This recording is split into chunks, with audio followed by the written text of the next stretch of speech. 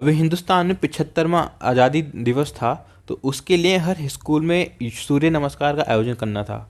तो AIMPLB मतलब all India Muslim personal law board ने प्रोटेस्ट किया और कहा कि मुस्लिम बच्चे इसे ना करें। और यही सेम सेम भाषा थी बाकियों की, चाहे वो ओवैसी हों, चाहे वो महबूबा मुफ्ती हों, चाहे वो अमर अब्दुल्ला हों। चलो तो कंपेयर कर लेते हैं दोनों की सोच को कि दोनों क्या कहते हैं। एक बोलती है कि योगा से मेंटल हेल्थ बढ़िया होती है, और दूसरे कहते हैं कि योगा हराम है। एक कहती है कि योगा से कैंसर ठीक होता है, और दूसरे कहते हैं कि योगा हराम है। एक कहती है कि आयुर्वेद से ऑटो इम्यून जैसी जानलेवा बीमारियां सही होती हैं, जहां पर इंग्लिश दवाइयों का उपचार तक नहीं है, और दूसरे कहते हैं कि योगा हराम है। एक कहती है कि योगा, आयुर्वेद या सात्विक खाने से आप बिना दवाइयों के रह सकते हैं, और एक कहते हैं कि योगा हराम है। कहती हैं कि सऊदी में मुस्लिम औरतें मुस्लिम आदमी से ज़्यादा योगा करते हैं, और एक कहते हैं कि योगा हराम है। एक कहती हैं कि उन्होंने स्कूल में और उनके लाइफ का पूरा पार्ट है कि वो कुरान और कुरान की ट्रांसलेशंस और बाकी रिलीजियस किताबें पढ़ती हैं, तो उसमें ऐसा कुछ नहीं लिखा कि योगा हराम है, और दूसरे कहते हैं कि बस योगा हराम है। एक कहती है कि उन्हें सऊदी अरब से कभी कोई फतवा नहीं आया है, और दूसरे कहते हैं कि योगा हराम है। एक कहती है कि अगर योगा हराम है तो इस्लाम चलाने वाला देश मक्का वाले देश में योगा को करने की परमिशन कैसे दी, और दूसरे कहते हैं कि योगा केवल हराम है। सऊदी अरब में अभी अभी एक योगा फेस्टिवल हुआ है। सऊदी अरब में मुस्लिम डोमिनेटेड एरिया में, जी हाँ, सऊदी अरब में योगा हुआ है। पर योगा की तो जड़ें सनातनी हैं, हिंदुस्तान से हैं, और दोनों अलग धर्म हैं। हाँ, अलग धर्म हैं तो क्या हुआ, दोनों का आंकड़ा भी तो है 36 का। देखो, आंकड़ा किसका किधर से 36 का है 72 का, ये आप एनालिसिस करो। मैं आपको फैक्ट्स एंड फिगर देने वाला हूँ दो ग्रुप के, एक जो योगा करवा रहा है और एक वो जो फतवे दे रहा है। आपको डिसाइड करना है कि किसके लॉजिक आपको ज़्यादा भारी लगते हैं और आप योगा करेंगे या नहीं करेंगे। सऊदी अरब में जो योगा फेस्टिवल हुआ है वो करवाया है वहाँ की एक सरकारी संस्था जिसका नाम है योगा कमेटी, जिसकी हेड है नौफ माराबाई। अब ये नौफ माराबाई कौन है? नौफ जो थी वो दो बीमारी से ग्रसित थी, एक थी ऑटो इम्यून डिजीज़ और दूसरी थी कैंसर। चलो, कैंसर तो आपने सुना होगा, समझ में आ गया होगा। अब ये ऑटो इम्यून डिजीज़ क्या है, मैंने इसका नाम पहले क्यों लिया, ऐसे क्या भला है? देखो, एक एग्जांपल देता हूँ, आपको समझ में आ जाएगा। देखो, हिंदुस्तान और पाकिस्तान दो देश हैं, दुश्मन देश हैं, ठीक है। अब पाकिस्तान वाले करते हैं कि सामने से तो लड़ने के उनके अंदर गुदा नहीं है, तो वो क्या करवाते हैं, इन्फिल्ट्रेशन, आतंकवादी भेजते हैं। किस मकसद से? इस मकसद से कि वो आतंकवाद जाएंगे हिंदुस्तान में और यहाँ तबाही करेंगे, हिंदुस्तान का नुकसान होगा। पर ऑटोमिन डिजीज़ में क्या होता है ना कि वो पाकिस्तानी जो है ना वो अपने ही यहाँ, मतलब पाकिस्तान के आतंकवादी पाकिस्तान में तबाही मचाएंगे। सोच रहे हो ना आप, अपना देश, अपना आतंकवाद, अपना नुकसान। तो ये होता है ऑटो इम्यून। आपका शरीर होगा और आपका शरीर आप ही के खिलाफ काम करेगा, ये है ऑटो इम्यून। तो आप सोच लीजिए कितना खतरनाक है। जब वो 18 साल की थी ना, तो तब वो डायग्नोस हुई किससे? ऑटो इम्यून डिजीज़ से। तो इस चक्कर में उनका स्कूल भी छूट गया, पढ़ाई लिखाई सब बंद हो गई, मूवमेंट्स तक बंद हो गए। डॉक्टर्स ने हाथ खड़े कर दिए कि हमारे बस की नहीं है। अंग्रेज़ी दवाइयाँ चली खूब, सब कुछ, मगर कुछ ना हुआ। डॉक्टर्स ने अल्टीमेटली हाथ खड़े ही कर दिए। फिर उनके जो पिताश्री थे ना, वो एक बार किताब लेके आए। कौन सी किताब थी वो थी योगा की किताब। तो उसमें से उन्होंने कुछ योगा के आसन ट्राई किए, साथ साथ में उन्होंने नेचुरोपैथी, जिसे हम सात्विक खाना बोलते हैं सनातन की भाषा में, और आयुर्वेद को फॉलो करा। अब वो इतनी सही है ना, इतनी सही है कि 23 साल हो गए उन्हें बिना बीमारी के, और वो अब कोई गोली नहीं खाती। वो कहती हैं कि ऑटोइम्यून डिजीज़ एक ऐसी चीज़ है जिसमें आप गोली खाए बिना रह ही नहीं सकते। तो आप देख लीजिए, योगा, सात्विक खाना और आयुर्वेद, इन्होंने क्या करा? कैंसर को हराया, ऑटोइम्यून डिजीज़ को हराया, ठीक है, जहाँ पर अंग्रेजी दवाइयों ने कह दिया था हमारे बस की नहीं है।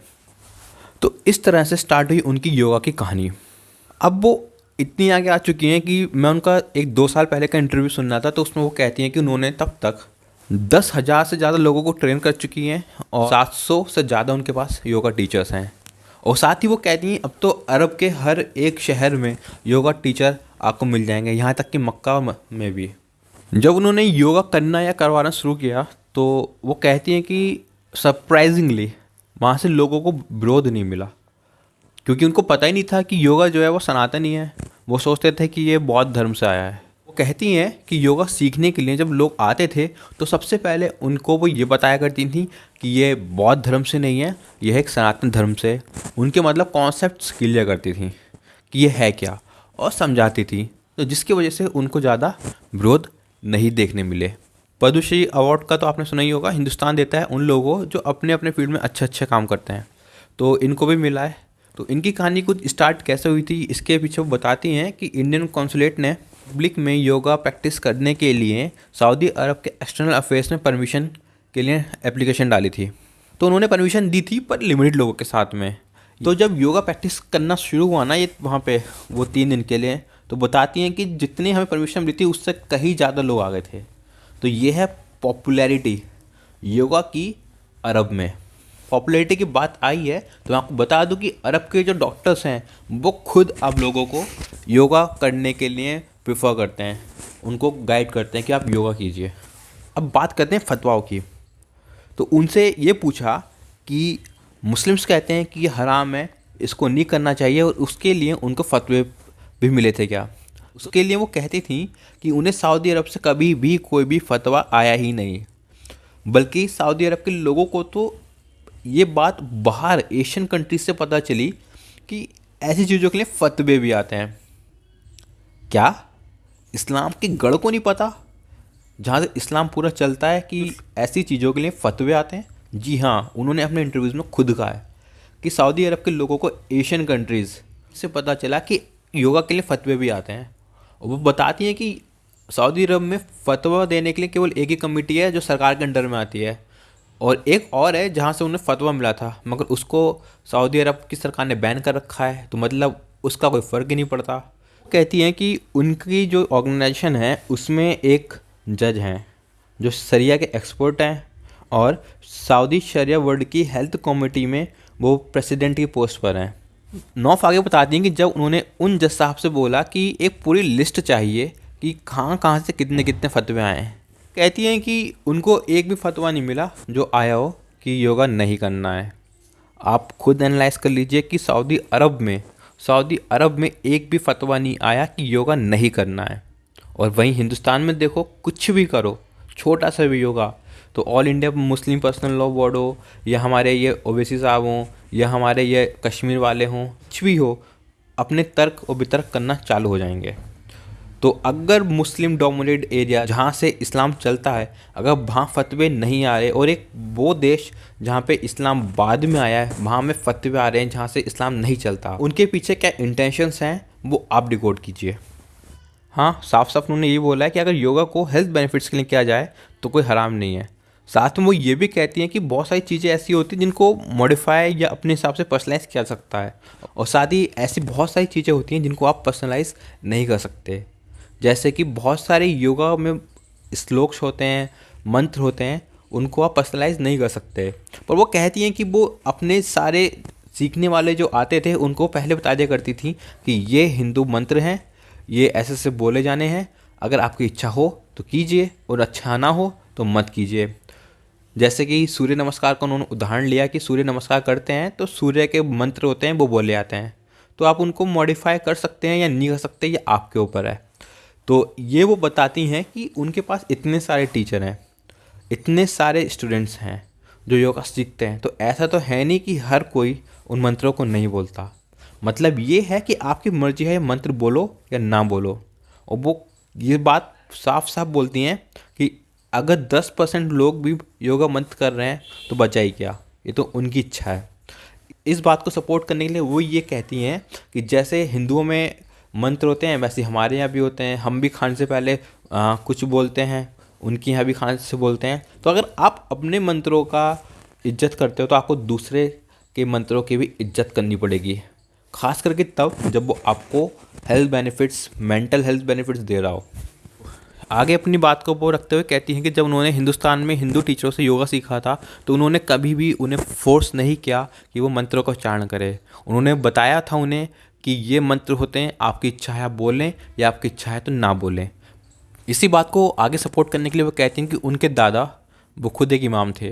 वो कहती हैं कि अगर योगा और इस्लाम कॉन्फ्लिक्ट करते तो उनके दादा पापा उन्हें बता देते। आप ही डिसाइड कीजिए कि जिसके घर में खुद इमाम या मौलवी हों और वो मना नहीं कर रहे हैं, तो इसके पीछे क्या कारण हो सकता है, या इसके पीछे कौन सा कारण हो सकता है कि हिंदुस्तान में कुछ भी करो तो फतवे आते हैं या विरोध होते हैं। क्या आगे अपनी बात को पूरा करते हुए वो कहती हैं कि हिंदुस्तान से या एशियन कंट्रीज से उनको काफ़ी थ्रेट कॉल्स आते थे, मैसेजेस आते थे, पर सऊदी अरेबिया से उन्हें कभी ऐसा कुछ नहीं हुआ। योगा हराम है या नहीं है, इसके लिए वो कहती हैं कि वो जब अपने स्कूल में थे तो वो रोज़ कुरान पढ़ती थीं, हदीस पढ़ती थीं, कुरान के जो रिलीजियस ट्रांसलेशन होते थे वो भी पढ़ती थीं, और वो कहती हैं कि ये हमारे डेली रूटीन का हिस्सा हैं, पर हमने अभी तक किसी भी उसमें ये नहीं पढ़ा कि योगा हराम है। और आगे वो कहती हैं कि वहाँ पे जो मुस्लिम औरतें हैं वो ज़्यादा योगा करती हैं कंपेयर टू मुस्लिम आदमियों से। 2 पॉइंट तो खरे यहीं मिल गए कि सऊदी अरेबिया में मुस्लिम औरतें भी योगा करती हैं और दूसरी बात वहाँ पे योगा करते हैं। ये तो होगी उसकी बात जिसने कैंसर, ऑटोइम्यून जैसी बीमारियों को मिटाया। 23 से ज़्यादा सालों से वो एक स्वस्थ जीवन जी रही हैं। तो ये थी 2 बातें, एक नौफ जी की जो सऊदी अरेबिया में रहती हैं जहाँ से इस्लाम चलता है, और एक हमारे हिंदुस्तान के नेताओं की।